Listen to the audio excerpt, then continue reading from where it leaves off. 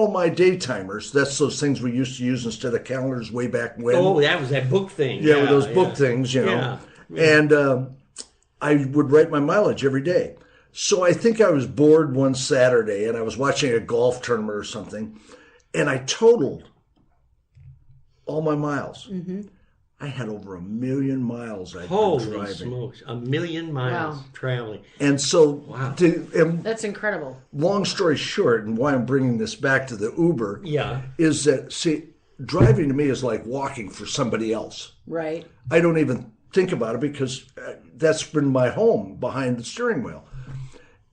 But I have met every size, shape, color, description, nationality of people while I've been driving.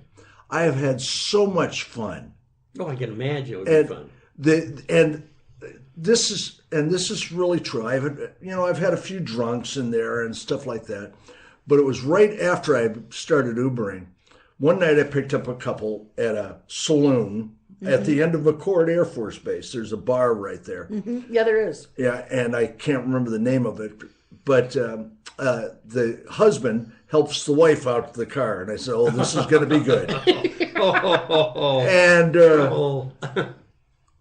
So I get them in the back seat, and I mean, all of a sudden my car smells like the local brewery, and I'm going, I got to get these guys home quick. Turn on the heater. And so I punch in their destination or where it's supposed to come up on your GPS on your phone. And for whatever reason, locale that night, the GPS didn't want to work. And I said, of course not. I said, of course, okay, no problem. I'm an old salesman. I can find anything. What's your address? And by then, the guy was sitting almost in the middle of the seat. His wife was flopped down in his lap.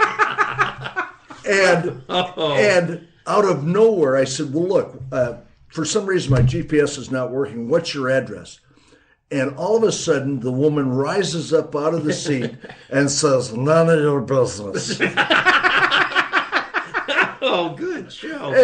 And I knew right there it was going to be a long trip. Fortunately, after I pulled away, the GPS came back on and I was able to find him. And once we got to the house, I helped the husband get the wife in the house. Of course you did.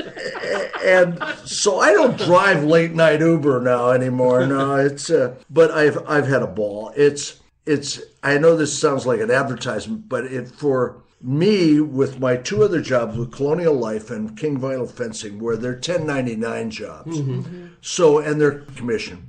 So you have highs and you have lows, and I'm not good at budgeting when you get a big check, budgeting it over the next month or when your next one's going to come. So with Uber, what it's done is it's balanced out my monthly bills where I have got everything even and paid for before the end of the month. Holy smokes. What a shocker, you know? Yeah. And so consequently, it's kept, the pressure off that we've talked about. Sure. And I can turn it on, turn it off when I want.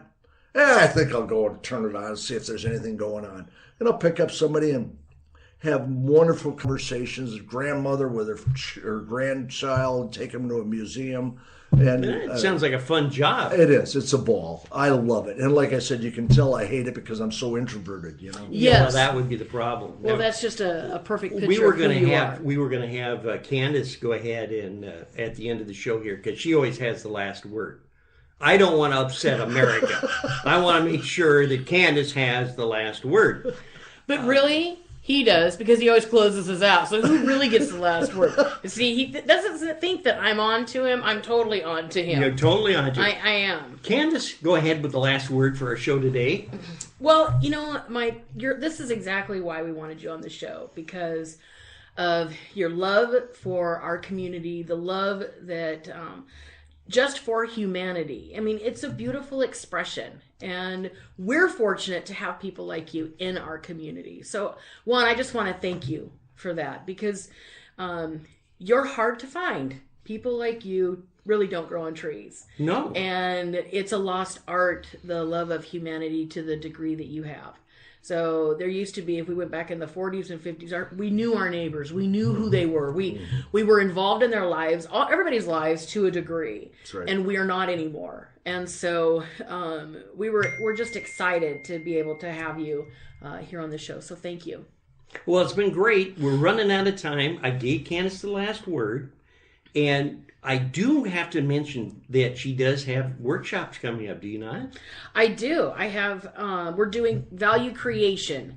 And that will be at Tower Lanes on Thursday, the November 2nd. Oh, she's going. She doesn't know what day she'll be there. Bill likes to do this because I don't have my calendar in front of me because we're in the studio. How do they get a hold of you, Candace, to sign up for the class? 253-961-7525. Again, that's 253-961-7525. Or you can contact me at Candace, C-A-N-D-A-C-E, at Wildchild, WLD-CHILD-GRP.com. Well, that's great. We're going to wrap up the show today. We want to thank everybody. If you have any comments for the show or you'd like to visit with us, we can just find a chair for you because we're going to get rid of Candace and we'll have an empty seat here shortly. Yeah, he keeps wishing. It's wishful thinking. Wishful thinking. So you get a hold of us at yourdisruptor, T-O-R, at gmail.com. That's yourdisruptor with a T-O-R at gmail.com. Until we talk to you again, we'd like to have you keep a smiling.